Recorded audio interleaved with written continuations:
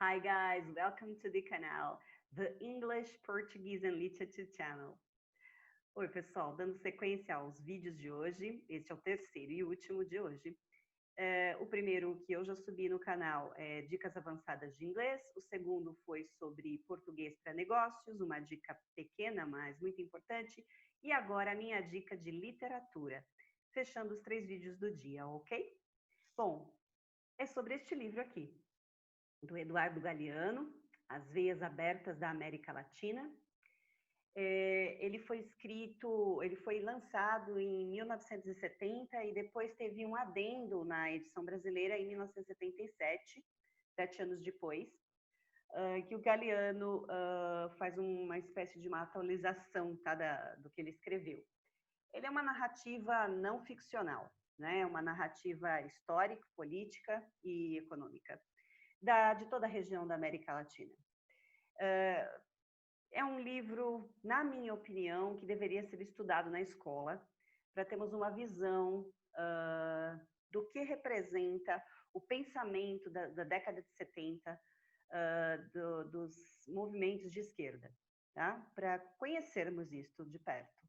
E antes de qualquer coisa que tenha alguém aqui já querendo criticar, eu vou fazer um apanhado geral do livro, bem rapidamente, e depois vou fazer um comentário de uma fala do Galeano, relativizando esse maniqueísmo de esquerda-direita, de coisa ruim, né, de mal e de bem, que existe no livro, tá?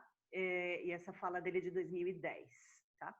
Então, aguardem aí que vocês vão saber do que eu estou falando. Bom, eu fiz essa apresentação, na verdade, eu fiz uma mediação num clube de leitura do qual eu participo há algum tempo, chamado Traçando Livros.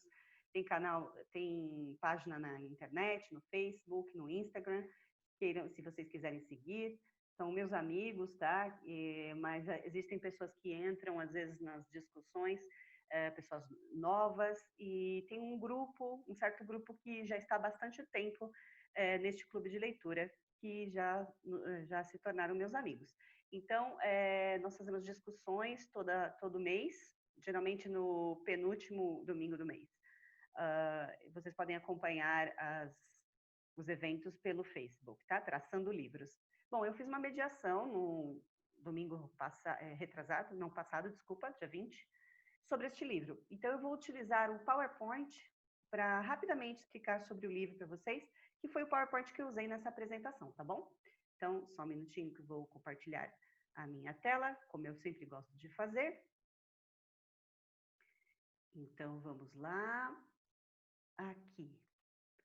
Então, Eduardo Hughes Galeano nasceu em 1940 em Montevidéu, né? E no Uruguai, e morreu em 2015. Então, As Veias Abertas da América Latina é o nome desse livro do qual vou falar. Aqui algumas fotos do Galeano, uma foto dele um pouco mais jovem, umas fotos dele um pouco mais velho. Aqui, não sei se vocês percebem que na carequinha dele é uma espécie de uma estrutura de uma bola de futebol, porque ele também escreveu livros sobre futebol, ganhou inclusive prêmio de jornalismo esportivo, tá? Bom, curiosidades sobre ele. Ele fez a sua primeira charge política para um jornal socialista chamado El Sol, quando ele tinha 14 anos. Firmou-se como jornalista e chefe de redação, e depois foi editor de um jornal chamado Época, na década de 60. E já jovem, né, vocês estão vendo aí, 14 anos, ele já escrevia, né, mas assim, de maneira solta, né, em guardanapos, cadernos minúsculos, que viraram contos, romances, tratados sociopolíticos, entrevistas e reportagens.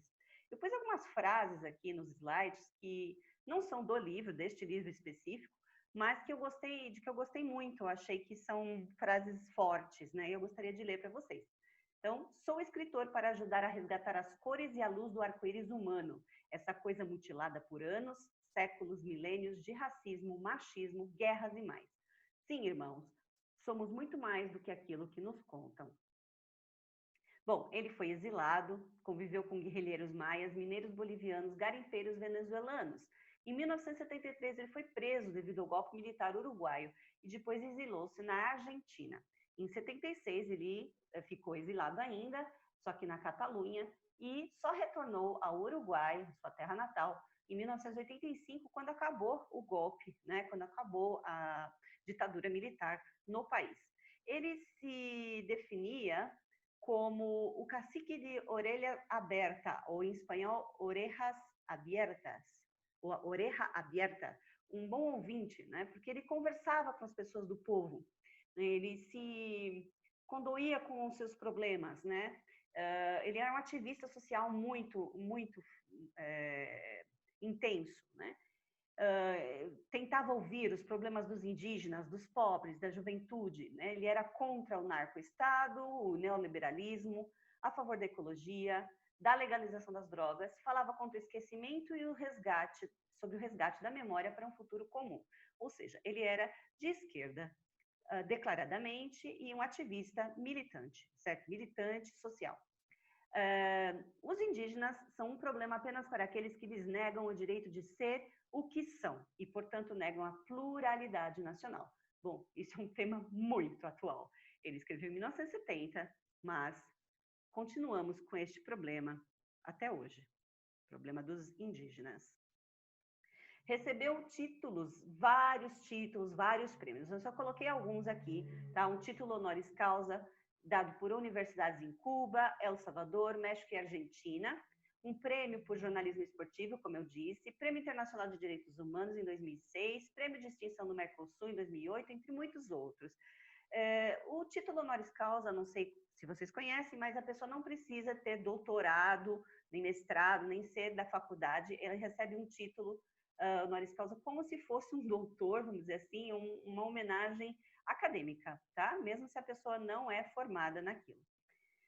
Os militares o perseguiam, como eu estava dizendo a vocês, na década de 70, no Uruguai, justamente e de maneira mais rígida, vamos dizer assim, pior, né, por causa do livro As Veias Abertas da América Latina, ou seja, este livro, que era, né, na época, ainda é um pouco, eu acredito, para alguns, mas era a referência da esquerda política, né? Analisa a história, desde o colonialismo, ou seja, desde que vieram para cá, na América Latina, os espanhóis, os portugueses no Brasil, né? E todas as outras nações europeias que ajudaram a explorar a América Latina, né? E colonizá-la até século XX, quando ele fala sobre algumas barbáries que os Estados Unidos apoiou no continente. Historicamente, nós conhecemos algumas dessas barbáries, né? E ele também apoiou, os Estados Unidos apoiaram ditaduras, né, no continente americano, latino-americano, e conforme o livro e a história que ele conta aqui, documentada com várias referências, também apoiou genocídios para realizar seus negócios. Bom, vamos ler aqui então uma outra frase dele. Sou patriota de muitas pátrias. Só estando juntos poderemos descobrir o que podemos ser, contra uma tradição que nos treinou para o medo, a resignação e a solidão, e que a cada dia nos ensina a não nos amarmos. Então está falando de uma coisa também bem atual aqui, que é essa briga, né? Essa coisa das pátrias, de querer uma sobrepujar a outra, né? Que nós deveríamos nos amar mais, né? Nos ajudar e assim por diante. Bom, quais são os temas, então, polemicamente falando, abordados no livro? O livro tem essa pegada maniqueísta, né? De dividir, assim, os Estados Unidos e alguns países europeus como o mal, né? E a América Latina totalmente explorada. Quer dizer, não que isso deixa de ser verdade, mas é uma visão bem, vamos dizer assim, tradicional da esquerda militante, né, desta época, certo? E não que eu não concorde, tá, com isso, mas a gente tem que separar um pouco as coisas, porque tem uma coisa meio de missão da esquerda, e a gente sabe que não é bem assim, porque a esquerda, tanto a esquerda quanto a direita, se tiver sob um domínio ditatorial, né, fundamentalista, ambos são nocivos, né? Então, quais são os temas abordados no livro? Colonialismo, que a gente sabe como foi, né? Economia agrícola e mineradora da América Latina dominada pelo mercado internacional. Sistema econômico excludente, pobreza, miséria social, privilégio da minoria ostentadora. Então, ele fala dessas pessoas intermediárias, né, que ostentavam a riqueza, enquanto milhares de trabalhadores sofriam com o abuso, né? Trabalhadores praticamente escravos, né? Também fala dos negros escravos, dos indígenas, genocídio dos indígenas, né? Exploração, assassinato de mineradores, destruição da indústria nacional, as multinacionais, né, que detêm o poder até hoje, dependência do mercado financeiro e um subdesenvolvimento crônico, sob uma ótica totalmente neoliberal nociva. Bom, é uma narrativa histórica, política econômica, não ficcional, não tem uma linguagem acadêmica, tá? Mas o livro é denso, porque ele tenta cobrir aí 4 séculos, né, de história da América Latina, mais ou menos. Eventos históricos como Revolução Mexicana, Cubana, ciclos econômicos da Venezuela, do Chile e da Colômbia são revistos também aqui. Como eu já disse, tem essa visão maniqueísta, mas o mais importante, na minha opinião, é que ele conta também a história pela perspectiva dos que não tinham vozes, né, dos vencidos, os anônimos da história não oficial, certo? Porque a história oficial nem sempre, aliás, quase nunca inclui os vencidos, os oprimidos. Houve, então, uma primeira publicação em 1971 em Cuba, no México, e no Uruguai foi proibido, né, por causa da ditadura, como eu já disse. Em 78 foi a primeira vez que se publicou no Brasil, com o pós-fácil do Galeano. E em 2004 houve um prefácio da Isabel Allende, e filha do Salvador Allende, né, do Chile, e substituição do prefácio dela pelo Galeano foi exclusiva, feita para o Brasil, né, em 2010. Muito bem, aqui são algumas imagens que, para mim, eu fiz esse mosaico de coisas que tem dentro do livro, né? Então, aqui seriam alguns ditadores da América Latina, ele fala de vários, né, de cada um deles. Aqui seria uma imagem bem forte, né, do apoio às ditaduras na década de 70, né, pelo Chile, Brasil, Argentina, Uruguai, Paraguai, com o financiamento da CIA, né? Aqui, mais atual, eu fico até meio emocionada com isso, gente. Aqui, bem atual, né? Desmatamento. E outras coisas como imagens sobre a escravidão negra no Brasil, imagens sobre o agronegócio com a propriedade latifundiária que mata índios, né? E aqui o valor sendo representado pela cifra, né? Eu coloquei uma em dourado, uma em cor de prata e uma em vermelho, como uma lembrança da mineração, né? Da exploração do ouro, da prata na América Latina, e o que custa e o que custou isso para as pessoas.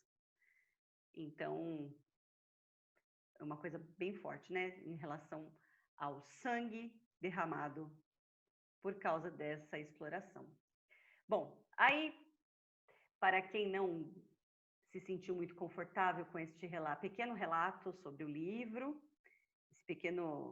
essa pequena introdução, tá? Sobre o livro, esse pequeno resumo dos resumos, porque esse livro é muito denso, tem muita informação. Bom, eu coloquei aqui uma ressignificação da sua própria obra, que Galeano fez em 2014, na Bienal do Livro em Brasília, em que ele ressignifica o fervor dessa obra de esquerda dele, né? Então, ele fala assim: procurava ser um livro de economia política, mas eu não contava com o preparo necessário. Não a leria novamente porque desmaiaria. A prosa de esquerda tradicional é extremamente pesada e a minha mente não toleraria. Então, aqui ele está demonstrando um tom um pouco mais ponderado para analisar esse maniqueísmo político de antes, que ele foi muito intenso, né, no livro dele. Então, ele diz assim: em todo o mundo, experiências de partidos políticos de esquerda no poder às vezes deram certo, às vezes não. mas muitas vezes foram demolidas como castigo por estarem certas, o que deu margem a golpes de Estado, ditaduras militares e períodos prolongados de terror, com sacrifícios e crimes horrorosos cometidos em nome da paz social e do progresso. Em alguns períodos, é a esquerda que comete erros gravíssimos. Não estou arrependido de tê-lo escrito, mas foi uma etapa que para mim está superada, então ele dá aí uma ponderada no que ele disse. Para quem quiser saber algumas referências que eu usei, além do próprio livro, claro, do Galeano, né, como propriamente dito, As Veias Abertas da América Latina, eu ainda li esses outros artigos pela internet, eu coloquei aqui os sites que vocês podem buscar saber. Tá ok, gente? Espero que vocês tenham gostado. Eu acho um livro muito importante, apesar de saber que provavelmente vão ter os comentários polêmicos aí no meu vídeo, mas eu considero um livro de extrema importância para termos noção do que aconteceu e também conhecermos uma visão de um cara militante da década de 70. E muito do que tem aqui é verdade e ainda acontece hoje, gente. Claro que eu quero que vocês tenham em mente essas frases aí em que ele ponderou o maniqueísmo do livro, mas não que eu discorde de muitas coisas que ele fala aqui. Eu concordo com muita coisa, tá? Mas não podemos ter essa visão apaixonada, né, enviesada e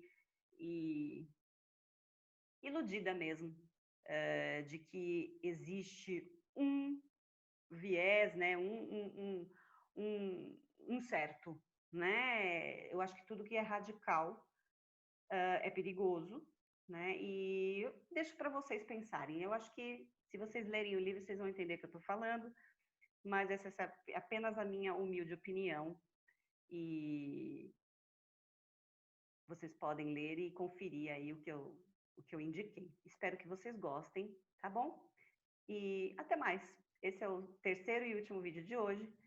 E nos próximos vídeos vou dar mais dicas de inglês, dicas de português, na parte gramatical, e indicar outros livros que eu tenha lido e gostado neste canal. Eu preciso dar um recado, que é uma novidade. Meu esposo, ele é da área de informática, né, da área de TI, e ele também vai preparar alguns vídeos. Nós vamos fazer uma junção dos vídeos dele com os meus no canal. Só que para vocês não se perderem, falam, poxa, mas eu acompanho o canal porque eu quero dicas de inglês, dicas de português eu também não tenho interesse, ou de literatura. Então, assim, nós vamos fazer as listas, né, as playlists, e vocês podem buscar todos os vídeos pelas playlists, que seriam as listas específicas de cada assunto. Então, vai ter playlist só de vídeos de inglês, playlists de vídeos de português, gramática, essas coisas, vídeos de literatura, indicação de livros, talvez mais para frente dicas de filmes, não sei ainda, e também dicas da parte de TI, em que meu esposo vai subir os vídeos sobre vários assuntos diferentes, que é uma área bem abrangente. Então, espero que vocês gostem da novidade, continuem acompanhando o canal, passem para os seus amigos, compartilhem, deem um like aí nos vídeos para ajudar o canal e até o próximo. Obrigada e boa noite. Tchau, tchau.